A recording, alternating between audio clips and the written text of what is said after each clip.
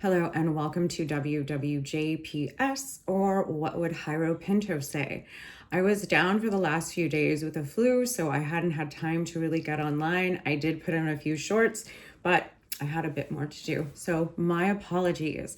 We're going to be doing the Week in Rewind, which will be my long segment. Continuing now on, every week I will drop a Week in Rewind, and then I will have a secondary video that's more comedic. There will be one to follow this one. So anyhow, let's get started. It's been a hell of a week, folks. So let's start with a company I really didn't know much about. It's an AI company called Anthropic. You heard about it? I had not. Is someone who insists that his company's AI model cannot be used to conduct mass surveillance or to carry out violence, is now locked in a bit of a stalemate with the U.S. Defense Secretary Pete Hegseth. This is disastrous because Pete Hegseth is, for lack of a better word, not well. He's not someone that I trust to make sound decisions when it comes to war and peace. But nonetheless, he has given Anthropic an ultimatum. If Anthropic doesn't remove its AI safeguards, then the Pentagon can force them to do so. Okay. So Anthropic is considered the safest of the AI startups. Now, let me explain why it's considered that way. Although you should always be skeptical of any company that claims, no, we're the moral ones, right? In this case, it does seem like the CEO, Amadei, is concerned about how AI could be damaging to society and wants to do something about it. But everyone's got their price, right? But anyway, so they're Now, while she is being snarky in her, very Anna way, and I do respect her, but she has a bit of smirk to her.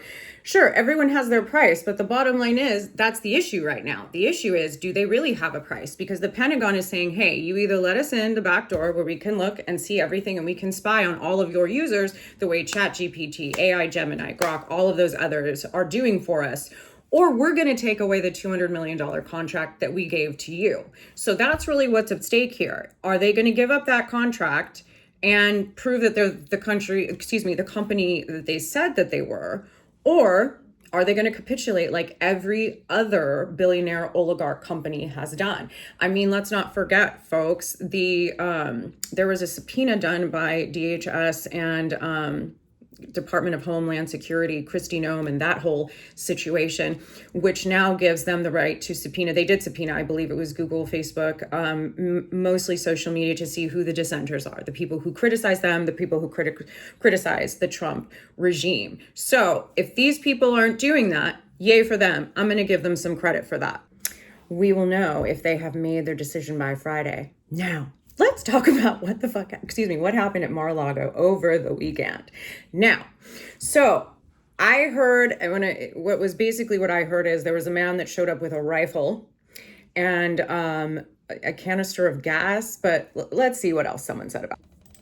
The guy that took a shotgun to Mar-a-Lago and got shot and killed this weekend was an ardent Trump supporter who was so MAGA that he was upset about the Epstein files and the Trump cover-up that he was going to do something about it. This is a crazy story, very interesting because, of course, Republicans always want to jump to conclusions and assume it's a Democrat. Even the two other shooters that went after Trump, one of them was a Republican and the other one, I think, wasn't anything. But in this case, this 21-year-old, his friends say, MAGA to the core, ardent Trump supporter, livid that as he saw it, Trump, and he's correct that Trump was covering up the Epstein files. Pedophile protector. That people in Trump's administration were implicated as being close to Epstein, such as Howard Lutnick, the Commerce Secretary, Trump himself, Melania, lots of other people, 12 other people in Trump's administration, and the list goes on and on. So while some may judge that, some may say confused young man, you know what? At least someone tried to do the right thing.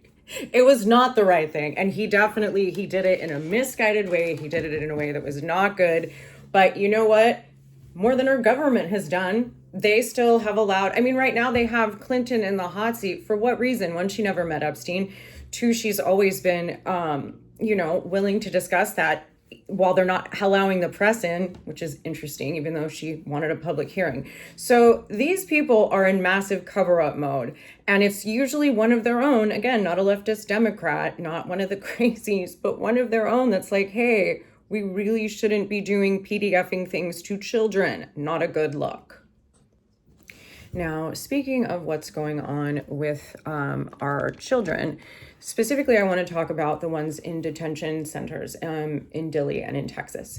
I want to talk about the blue butterfly zone. I've been deeply disturbed about what's going on in Texas. One, that seems to be where they're putting the majority of the children, but now they've even designated a different part called the blue butterfly zone that's filled with only teenage girls. I believe most of them are pregnant between the ages of 13 and 17. Now, in these warehouses where there's absolutely no windows and no accountability, inside the Blue Butterfly facility in Texas, whistleblowers are screaming. We are hearing reports of targeted minors who are pregnant due to the violation being hidden away in San Benito, meaning these girls were assaulted. They were SA'd, and so they are now pregnant. And also Texas is one of the worst abortion states in terms of women being able to do that. So now they're being held there, and most of them are already victims of SA. They're being moved to states with the strictest laws so they cannot access any help. They are being stored like inventory in these new warehouses. This is the floating population that we've been talking about on this channel for a minute. They're not just housing people, they are building a network that even the local police can't inspect. Now they need notice to go and inspect. And I believe it was in Minneapolis, they had gone in to check a center and it was completely empty. None of the people were there. No one was there. So where did they go?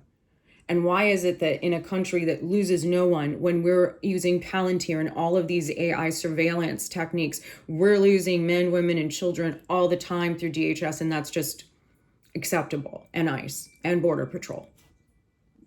Okay, so I've got more really disturbing stuff coming out of Dilley. This one is really upsetting me.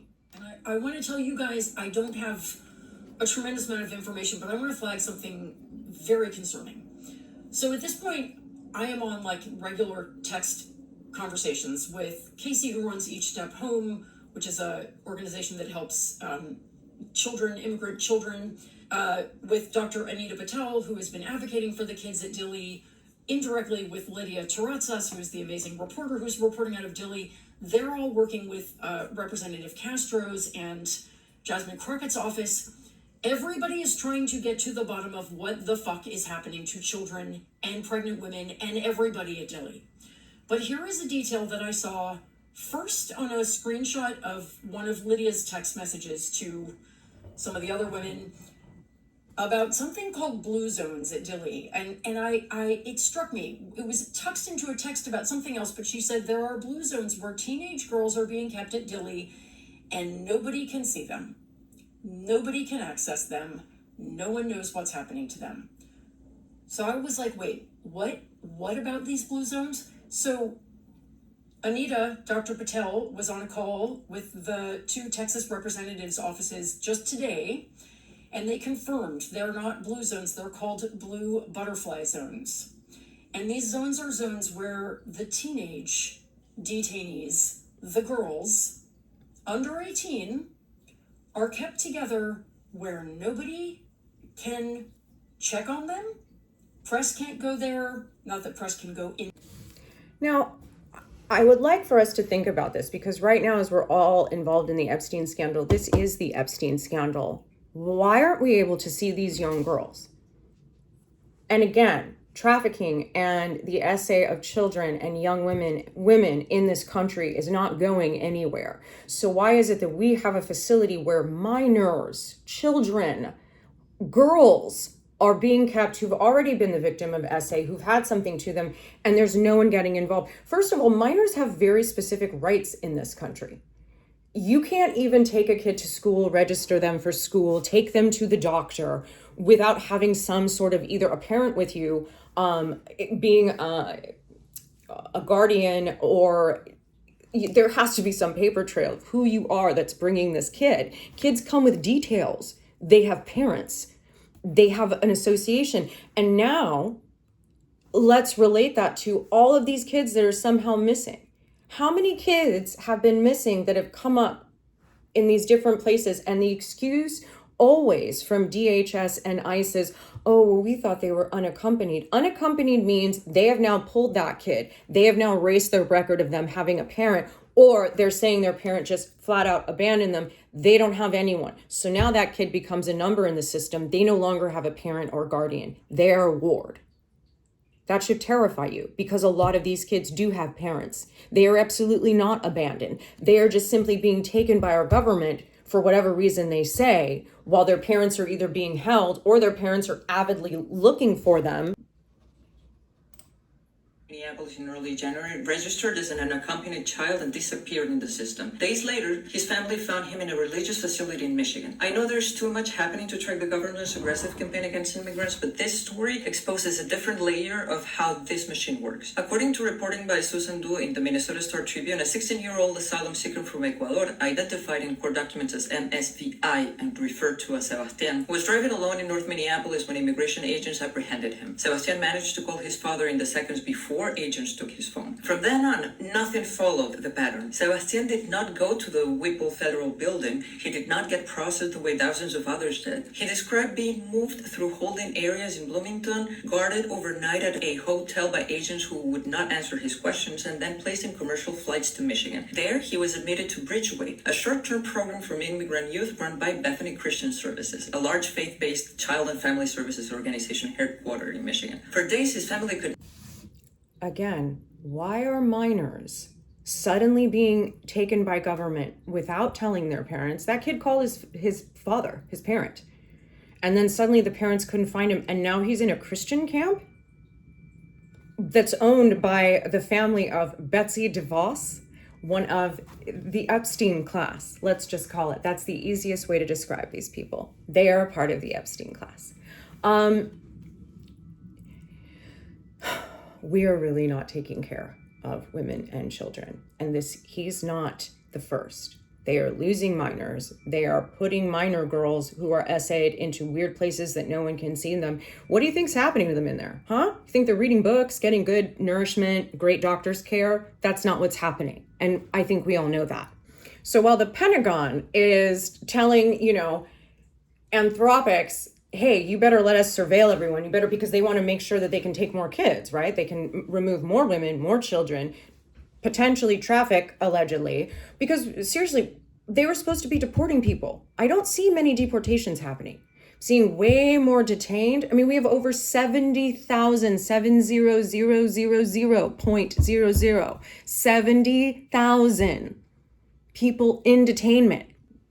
We need to be angry about all of these things that keep happening, because ultimately it is our children that are disappearing, our neighbors that are disappearing. The Epstein class, the billionaires, they're good. They're all self-enclosed. They help one another.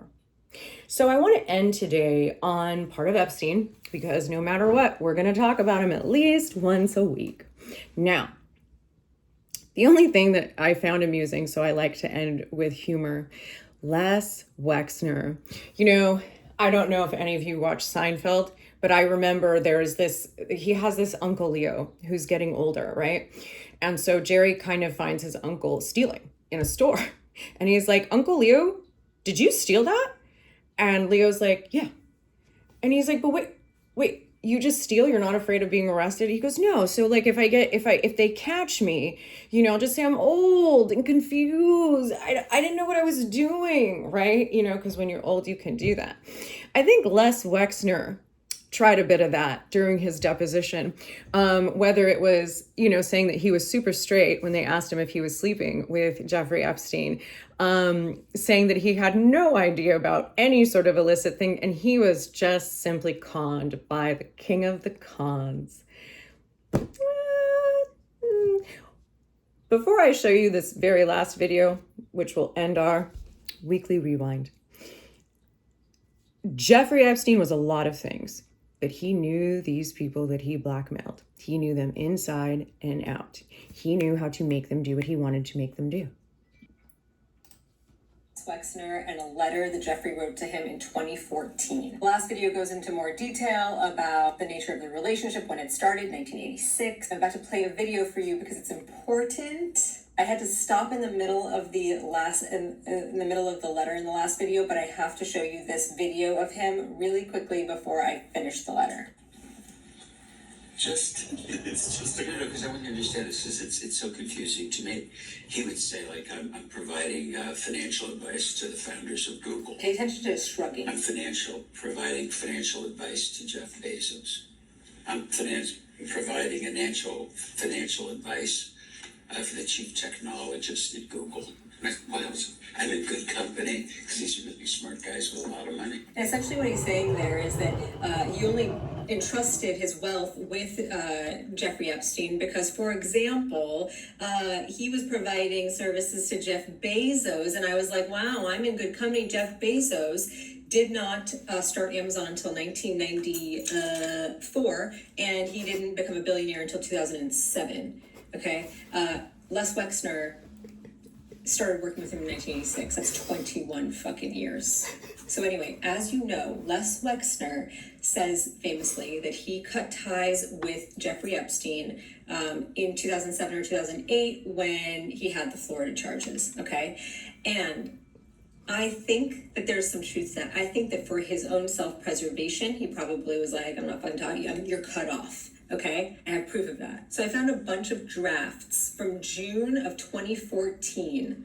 June 14th, 2014. A bunch of drafts of this note that Jeffrey sent to himself. It started off like this, stops at a letter, and this was the full thing. And it's notes. It's notes because everything that he lists here, I found in the letter.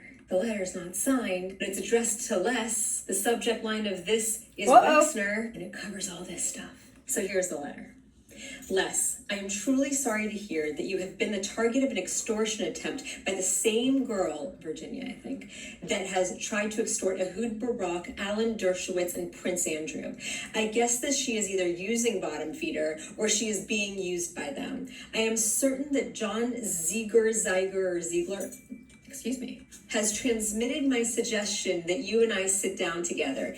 That tells me, this is 2014, all right? If they cut ties in 2008, this means that they had someone in between that would communicate for an intermediary. Okay? And at this point, Jeffrey's asking for a sit down. I was told that the family had no interest in a meeting. As I did not ask for a meeting with the family, I find that answer unsatisfactory. I have never once, not once, done anything but protect your interests. I owe a great debt to you, as frankly you owe to me. I was not surprised by your reticence to sit down with me when my bad judgment with women became a cause célèbre. As I'm sure you recall, you didn't sit with your mother or sister or Sharon when a conflict arose, as I did it for you. You didn't sit with Jack Kessler, Stanley, or Stanley's son. I did it for you. I never asked to see you. I never sent you a request. Abigail, bless his wife, and I sat. She asked many questions. She made many unfair, aggressive, and false accusations, none of which could have been fully answered without violating a confidence with you. That means that Abigail, his wife, was accusing him of stealing his money or doing whatever without Les's knowledge. And he's basically saying, I didn't give you up, dude. She obviously doesn't know about our full business dealings, many of which I did not answer, some that I did. You and I had gang stuff for over 15 years. These A great deal of it that she was unaware of. I had no intention of divulging any confidence of ours, no matter what accusations she made, and she made quite a few. Probably the same ones that he's making in these hearings, in this deposition. As I'm sure she told you, I didn't argue with her, threaten her, or you, or in any way did not behave as I had always, putting your interests first. I always told you I would never, under any circumstances, give it up or put you in harm's way, no matter who, what, or when. I would guess that if things have not changed much, as I know you well, that you will find a need to show this letter to Abigail. If so, I would ask that you not raise your shoulders, purse your lips, and tell her that I have no idea what he means. Is Jeffrey asking for something? There must be more to it. We don't know what we don't know. The reason I told you to pay attention to his shrugging shoulders and his was because Jeffrey calls him out on this. Jeffrey knew these people. He knew Prince Andrew. He knew Mendelsohn. He knew Donald J. Trump, or DJT, as he likes to be called. I will not be brushing up on his State of the Union, as the State of the Union is weak. This country is weak. It is the coldest, not hottest country in the world. We have supreme issues due to the Trump regime. And folks, make sure we are voting blue. Make sure we take these people out of the Congress and the Senate so that we can begin to undo some of this damage. Thank you so much for watching. I really do enjoy these weekly sessions. I really enjoy the comments. I've gotten back to you guys, but please, I would like to know from you. Please tell me in the comments, is there anything you'd like to hear from me? Is there anything you felt I've left out? And my comedic video will drop later today. Thanks so much.